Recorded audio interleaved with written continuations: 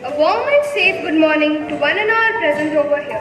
On this noteworthy occasion of World Population Day, I, Sai Sharanya of Class 9A, DVM Rajgangpur, feel immensely privileged for conducting today's morning assembly. World Population Day, which seeks to focus attention on the urgency and importance of population issues, was established by the Governing Council of the United Nations Development Programme in 1989. Since then, it has been an important part of the international annual events. Our theme this year is based on safeguarding the health and rights of women and girls around the world, especially during COVID-19. So, we begin today's morning assembly with a prayer song dedicated towards world safety.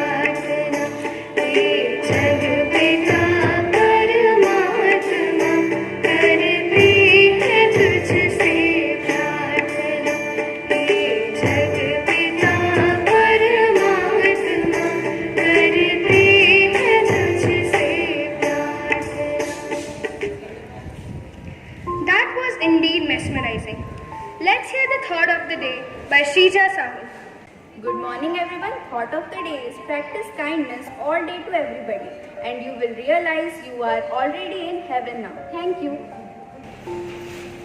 We have reached the valedictory session of the assembly.